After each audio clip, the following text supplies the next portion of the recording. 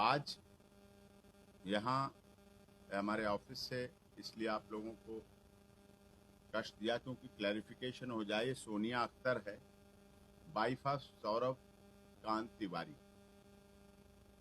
वो भारत के थे, ये बांग्लादेश की रहने वाली, बांग्लादेश के मूल में पैदा हुई, इस्लाम धर्म को मानने वाली, मल्टीनेशनल कंपनी में वहां नौकरी कर रही थी।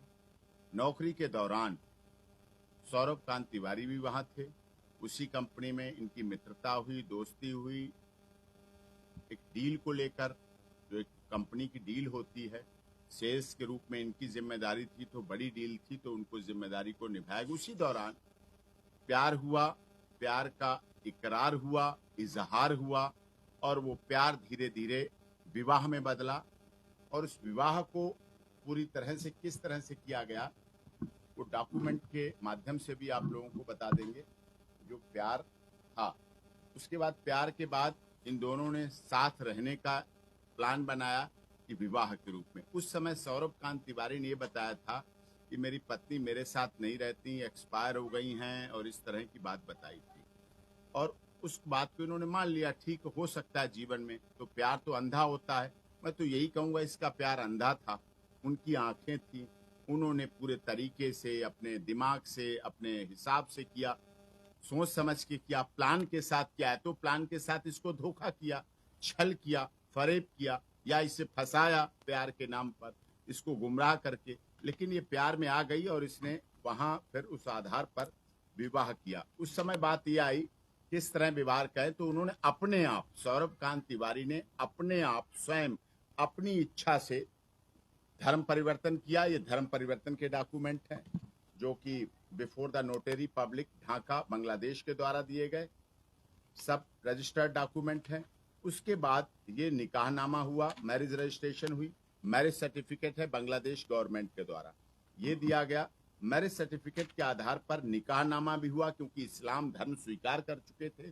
सौरभ कांत तिवारी वहां पर सौरभ कांत तिवारी छोड़कर केवल सौरभ बन चुके थे, और इस आधार पर उन्होंने निकाहनामा बना, बाकायदा काजी मस्जिद और जाके वहां उन्होंने उसको जाके किया और पूरी तरह से स्वीकार किया। और ये डॉक्यूमेंट इस बात के। उसके बाद ये प्रेग्नेंट हुई, नेचुरल है, शादी है, विवाह है, बच्चे हैं। तो जब प्रेग्नेंट हुई, प्रेगनेंसी का कार्ड बना, ये प्रेगनेंसी का कार्ड बना।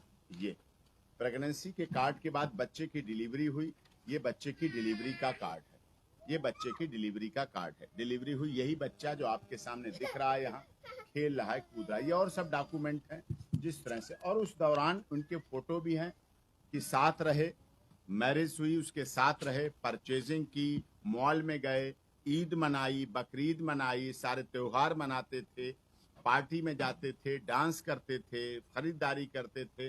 ये सारा कुछ बड़े स्तर पर होता रहा। डिलीवरी हुई, डिलीवरी बहुत अच्छी तरह कराई, सर्जरियन डिलीवरी हुई, अच्छे हॉस्पिटल में उन्होंने कराई, सारा कुछ पे किया उन्होंने। उसके बाद हॉस्पिटल में पहुंचे, उसके भी फोटो हैं, हॉस्पिटल में डिलीवरी के ले जाते समय के फोटो हैं। शौक था, नई पहला बच्चा है हमारा, पत्नी है, ठीक है, तो उसके साथ ऑफिस में खाना, हॉस्पिटल में खाना खा रहे, उसके फोटो हैं, वीडियो हैं, सभी कुछ है पूरी तरह से वैधानिक तरीके। उसके बाद उन्होंने कहा मुझे भारत जाना है काम से। तो काम तो मल्टीनेशनल कंपनियां हैं, सभी जगह जाना पड़ता है, तो वो वापस आ गए। उसके बाद ये बहुत दिनों तक इंतजार करती रही, इस बच्चे को पालती रही, बड़ा करती रही, बड़ा करती रही। तो उसके बाद जब ये नहीं पहुंचे तो उसने संपर्क किया, फोन पे, व्हाट्सएप, वीडियो कॉलिंग, सब आऊंगा आऊंगा, अभी टाइम नहीं मिल रहा, टाइम नहीं मिल रहा। फिर इसे इसके फोन उठाने बंद कर दिए, अवॉइड करना शुरू कर दिया, कभी ब्लॉक कर देते नंबर, कभी नहीं सुनते, कभी कुछ। तो इसे लगा कि शायद मेरा परिवार, मेरा रिश्ता, मेरा पति, मेरा सुहाग छूट रहा है। फिर इसने प्लान बनाया यहाँ आने का, वैलिड पासपोर्ट वीजा के आधार पर ये भारत में आई। भारत में आके मेरे पास आई, बात हुई, मेरे पास 1 महीना पहले आई, डॉक्यूमेंट भी देके गई।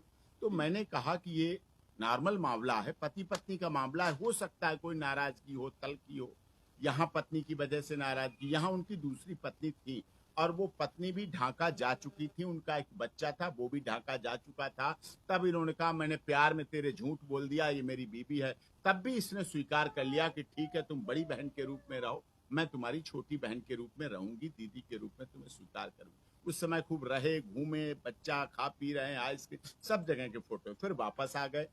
इसके बाद यहाँ अब ये जब इसे ऐसा लगा तो यहाँ वापस यहाँ आई, और यहाँ आने के बाद हमने कहा काउंसलिंग का मामला है, तुम जाओ जहाँ रह रहे हैं, ग्रेटर नोएडा जाओ और वहां ही चले जाओ, तो हो सकता है तुम्हारा मामला निबट जाए। काउंसलिंग हो जाएगी, काउंसलिंग के माध्यम से हो जाएगा, ग्रेटर नोएडा और वहां जाके हो जाए। तो डीसीपी मैडम ग्रेटर नोएडा से संपर्क किया, महिला थाने में संपर्क किया, काउंसलिंग में संपर्क किया, एनजीओ में संपर्क किया, जहां शिवालिक रहते थे वहां भी संपर्क किया, लेकिन 1 महीना से अधिक टाइम बीत गया, कोई रिजल्ट नहीं निकला। ना इसको पति मिला, ना इसको घर मिला, ना इसको मेंटेनेंस मिली, ना खर्चा मिला, ना बच्चे के भरण पोषण की बात हुई, भटकती ही रही।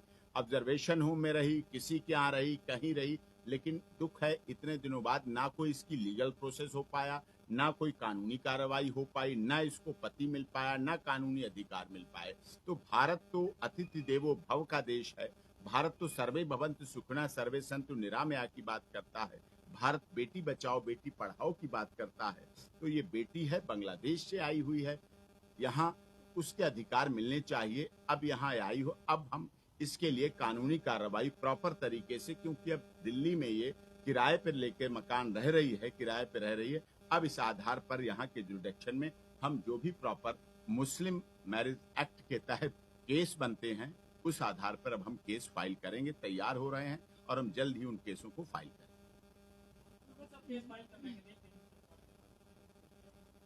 वो परमिशन के लिए भी हम लिख के दे रहे हैं, और यहाँ कोर्ट में भी देंगे हम, कोर्ट के बाद भी परमिशन ली जाएगी, और उसके लिए भी हम करेंगे।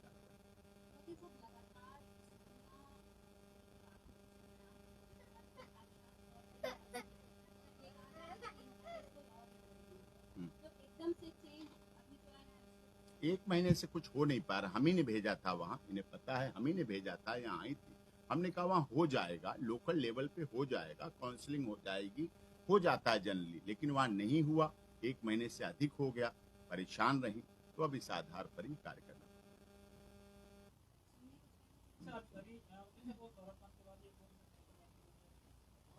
देखिए,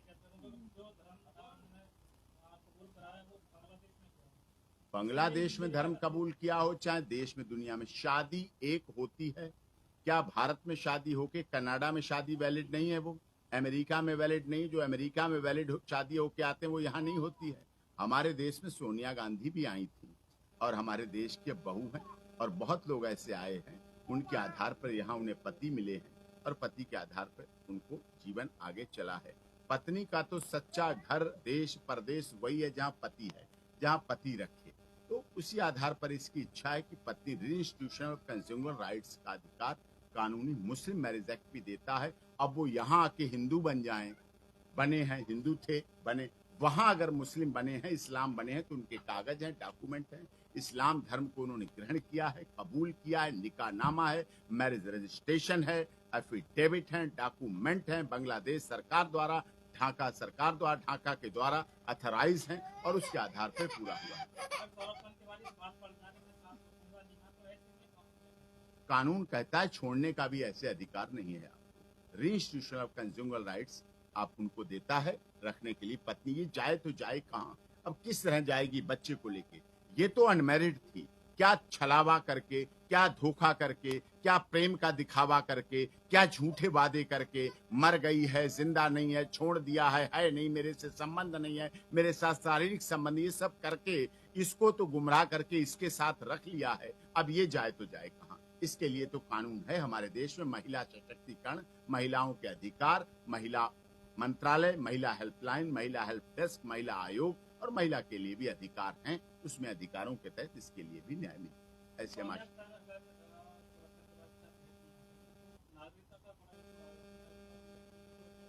अभी नागरिकता का विषय नहीं, अभी इसके पास पासपोर्ट, वीजा, वैलिड पासपोर्ट और वीजा है, इसके पास अभी नागरिकता वाला विषय है नहीं। अभी तो रहने लगे, फिर उसके बाद आगे बात आती है। अभी तो इसको पति मिल जाए, इसके बच्चे को पिता मिल जाए, उसका सहारा मिल जाए। ये जो अनाथ घूम रही है, क्योंकि शादी के बाद माँ बाप तो जिम्मेदारी छोड़ देते हैं, भाई तो कहते हैं तो विवाह हो गया, बहन का कोई जिम्मेदारी नहीं रहती, तो ये तो अनाथ हो गई है इस समय। माता पिता कह चुके हैं शादी कर ली तूने, लव मैरिज की थी, अपने आप की थी, अपनी मर्जी से की थी, अपने हिसाब से की थी, अपने आप की थी तुमने, तो किया है, तो अब तुम जाओ, भाई भी कह देते हैं। आप पत्नी है तो पति रखे। वकील साहब, आप सीएम हैदराबाद वाला भी केस लड़ रहे हैं, इनका संजय खरका भी केस लड़ रहे हैं, तो इन दोनों केसों